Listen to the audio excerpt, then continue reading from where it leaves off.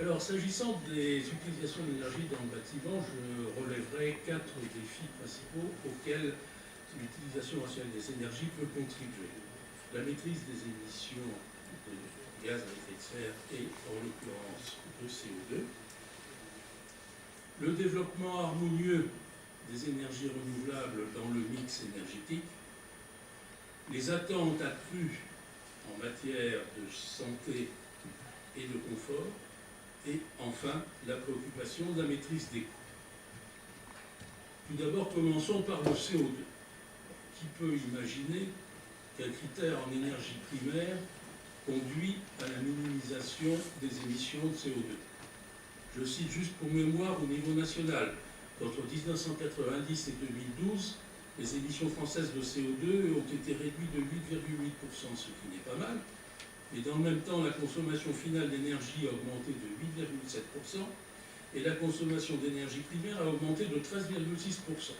Quel bon indicateur, je vous le demande, sachant que je ne suis pas le seul à penser, beaucoup autour de cette table pensent aussi, que la maîtrise des émissions de gaz à effet de serre est le défi majeur de ce siècle.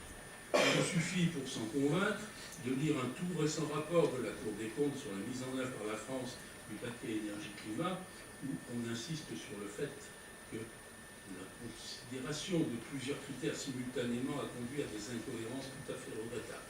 Je n'en citerai qu'un autre exemple, le fait que pour 2030, la Commission européenne envisage un seul critère, la limitation des émissions de gaz à effet de serre, les politiques d'économie d'énergie et de développement des ENR étant des leviers permettant d'atteindre ces objectifs. Passé ces considérations générales, revenons à l'impact concret sur le terrain de la RT 2012. Au cours du troisième trimestre 2013, c'est les derniers chiffres disponibles, on constate que dans les logements collectifs ayant obtenu un permis de construire, 75%, voire un peu plus, seront équipés de chaudières à condensation dans un bâti dont la qualité intrinsèque est généralement inférieure à la RT 2005 électrique.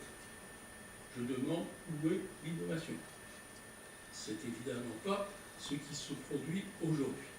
Dans le même temps, et nos collègues de l'ATG s'en réjouissent, mais moi pas, des solutions électriques modernes, chauffe-eau thermodynamique, radiateurs de haute performance, finement régulés, détection de présence, détection d'ouverture des fenêtres, etc., régulation, contrôlabilité, permettraient, à dépenses d'investissement égales, de réduire la facture de l'utilisateur de quelques 30% et d'émettre 70% de CO2 en moins. Voilà. Donc, en fait, aujourd'hui, nous nous trouvons dans une situation où des solutions électriques sont effectivement plus performantes, qu'elles peuvent être encore éminemment perfectibles, j'y reviendrai, et que cependant, par le jeu de la réglementation thermique, elles sont purement simplement balayées, sauf dans quelques zones climatiques favorables, où elles interviennent globalement à hauteur de 8% sur l'ensemble de la statistique. Alors maintenant, considérons à l'opposé la maison individuelle en zone non desservie en gaz. Ben là, il n'y a que 3 solutions. En zone climatique très favorable, on peut continuer à faire de l'électricité performante, mais de manière générale, on a le choix entre la pompe à chaleur, le bois, ou abandonner son projet. En effet, la pompe à chaleur et le bois, si on sait faire des installations performantes confortables, ben c'est très bien, sauf que ça coûte fort cher. Tout simplement parce que, prenons l'exemple des pompes à chaleur, eh bien, il faut évidemment construire une boucle d'eau chaude, grosso modo 50 € par mètre carré, pour des consommations d'énergie de chauffage qui, dans un logement bien isolé, sont dérisoires. Et y ajouter en plus le coût de la pompe à chaleur. Donc, très bonne solution, mais ça n'est pas à la portée de toutes les bourses. Et on constate aujourd'hui que les primo-accédants, qui n'ont pas des grosses capacités de financement, se trouvent confrontés à choisir des solutions bois plus ou moins précaires ou à abandonner le projet. Et c'est aujourd'hui un frein très clair à la réalisation des ambitions légitimes du gouvernement en matière de construction neuve. La désertion par les primo-accédants du secteur de la maison individuelle en zone non gaz. Deuxième point que je voulais évoquer, l'insertion harmonieuse des énergies renouvelables dans le mix énergétique. Alors, la RT 2012 a souhaité apporter sa pierre à l'édifice. Elle l'a apporté d'une façon quand même assez étrange. Il y a d'abord le chauffe-eau solaire. Le chauffe-eau solaire, oui, très bien, mais il faut se reconnaître qu'il ne connaît pas un développement intense. Il y a ensuite quelque chose qui est assez intéressant et naturel, c'est le prélèvement dans l'ambiance des pompes à chaleur de calories renouvelables et gratuites, et donc la pompe à chaleur fonctionne. Alors là, on trouve cette affaire tout à fait étonnante que, parce que l'origine de ce prélèvement dans l'air des calories est d'origine électrique, on le divise par 2,58, alors que ce sont de bons et braves calories, gratuites, renouvelables. Ceci est contraire à toutes les conventions de calcul, à la fois dans le bilan énergétique français et dans les bilans européens, et c'est évidemment totalement contraire au simple bon sens. Alors, il y a également une autre solution qui est pratiquée, le photovoltaïque. Le photovoltaïque est suffisamment intéressant si on a les capacités de financement pour que ça vaille la peine, compte tenu des tarifs d'achat. Et donc le photovoltaïque sur une maison chauffée au gaz, c'est une absurdité. C'est une absurdité. Il vaudrait bien mieux, parce qu'il n'y a dans une maison chauffée au gaz aucune possibilité de couplage entre les consommations d'énergie et la production photovoltaïque dont on connaît les caractéristiques. C'est une absurdité. Il vaudrait bien mieux construire des centrales de plus grande surface et gérer indépendamment des affaires de consommation dans les logements. Donc, voilà. Par contre, si vous avez une maison dans laquelle il y a de l'électricité, avec des dispositifs modernes, eh bien, il y a possibilité d'ajuster la consommation d'énergie électrique en déplaçant les usages modulables, réalisant en passant le stockage d'électricité au moindre coût, que sont l'inertie thermique des bâtiments et le chauffage de l'eau, à la courbe de production atypique du photovoltaïque.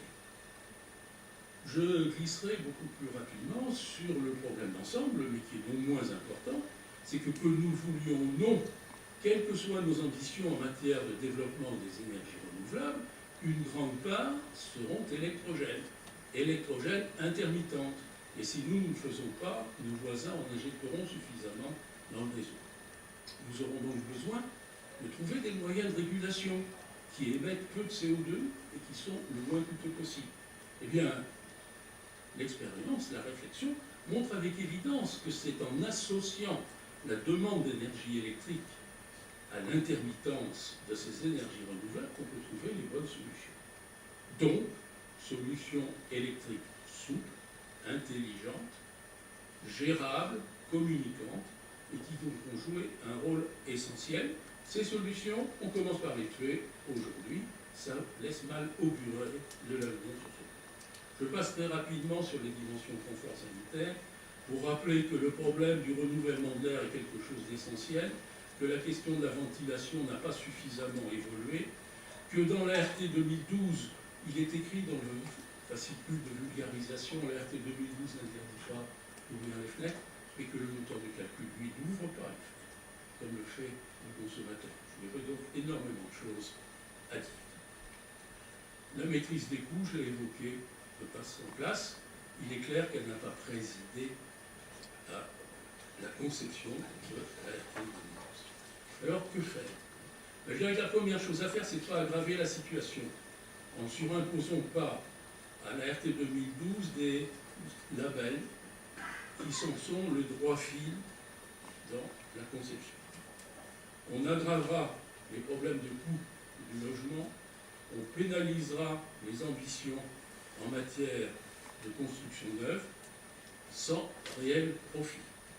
La deuxième chose, c'est tout simplement d'appliquer la loi, c'est-à-dire de considérer qu'il y a obligation, au titre de la loi Grenelle, de moduler les consommations en énergie primaire par les émissions de CO2.